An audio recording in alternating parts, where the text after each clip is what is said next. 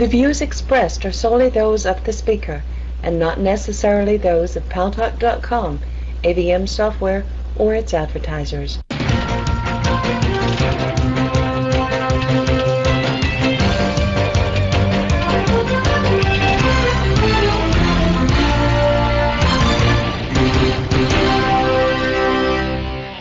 News Talk is online. News Talk Online is a production of Paltalk.com, the largest multimedia interactive program on the internet with more than 4 million unique users on demand on iTunes and on YouTube. And thanks to our great friends at CRN Digital Talk Radio, we are distributed to cable systems across the nation, cable systems serving an additional 12 million households. I'm your host, Gary Baumgarten. Good news today on the Homeland Security front. The United States Congress has passed legislation, the House has, which permits lawsuits against states suspected of supporting terrorism. Well, look, this should cause some concern in Saudi Arabia, shouldn't it? Because Saudi Arabia allegedly exports and supports terrorism financially, pays for the training. Most of the hijackers on 9/11 were Saudis.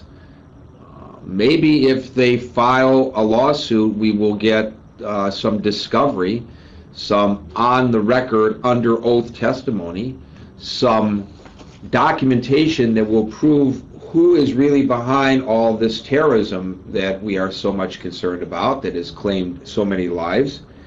And I'm wondering how that, by the way, will affect the geopolitical situation. I mean, we economically boycott countries that may or may not be a threat to the United States of America. We economically boycott Iran. We economically boycott Cuba. We economically boycott North Korea.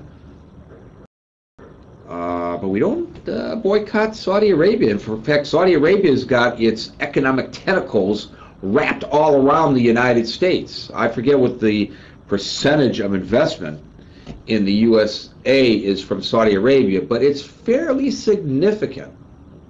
And yet, they are our trading partners, they are our cultural partners. I'm not saying that's a bad thing, necessarily. But you know, if Ahmadinejad is exporting terrorism to Lebanon and to Israel, well, what if the Kingdom of Saudi Arabia is exporting terrorism to the United States of America? By the way, somebody suggested to me today, several people actually, that the United States might potentially be sued as well under this new law, given the fact that the United States supported, according at least to Charles Wilson, former Ambassador Wilson, whose wife was a CIA agent. We all know this because she got outed by the Bush administration because they didn't like the political position her husband was taking, so they put her right out there. Anyway, he suggests that and alleges that the United States supported Osama bin Laden before he turned against the United States. So does that mean that the United States can be sued? I don't know. Kind of interesting. Also, I have some information about how Homeland Security is on guard in our neighborhoods against dirty bombs. And you know, a lot that goes on in the counterterrorism community is never reported. Never reported, because they can't report it, because it would be revealing too much information. But this I feel comfortable in telling you about, and before the show is over, I shall report it to you. Malik in Indianapolis, what do you think about all this? Are we doing a good job in fighting terrorism? Do we need to do more? Or do you fear that our rights are being tread upon in the name of Homeland Security?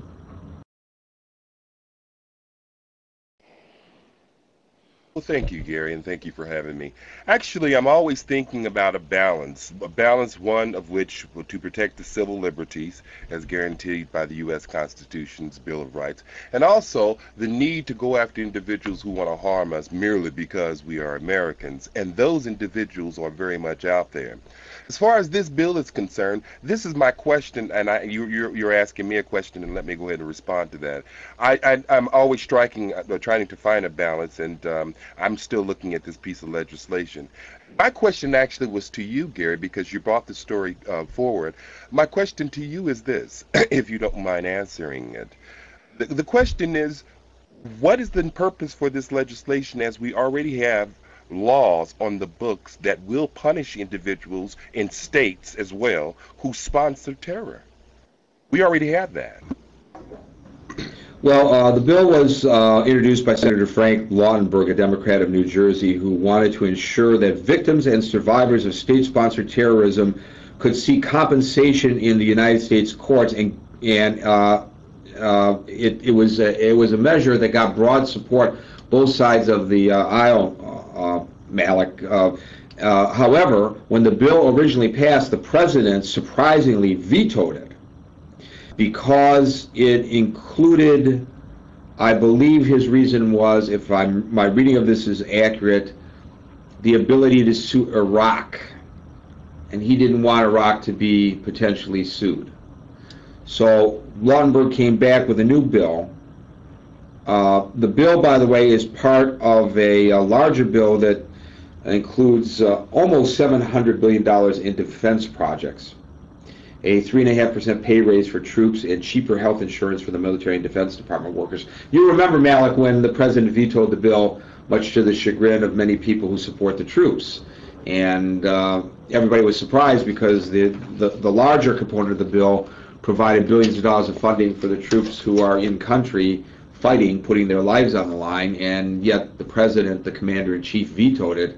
Everybody was surprised.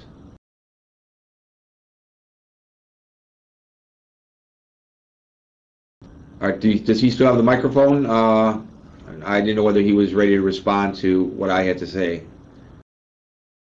He does. He does have the mic. Okay. Thank you. I don't know if I have the mic or not, actually. Yeah, you do. Well, Malik's a little confused today. Well, thank you, Gary, for clearing that up. Well, I absolutely agree with the legislation if it's indeed intended to allow individuals such as you and me to be able to sue states who sponsor terrorists, and these terrorists come over and harm us. Not only should our government go after them, we as individuals should be able to sue those particular states who, in fact, endorsed it and sent it. Absolutely. It makes perfect sense. My question is like yours. Will we be able to sue Saudi Arabia? Because we know that the Saudis certainly sponsor terrorists. Thanks a lot, Gary. Exactly. Let me ask you, you're an attorney, is there, you suggested already, law that would cover this? Do we not? I mean, am I right in my presumption, as I suggested in my opening comments, that if you file a suit and it's a civil suit and there's a discovery process, even if the suit is not successful, because you're never going to bring back loved ones who have been killed by terrorists, but even if the suit is unsuccessful in that regard, it may be successful in bringing out into the light what's really happening here. And many of us, such as myself and yourself included, believe that the KSA, the Kingdom of Saudi Arabia, is behind a lot of this. To me, it would seem that this is a tremendous tool at the disposal of those who are interested in counterbalancing the terrorist activities around the world. I think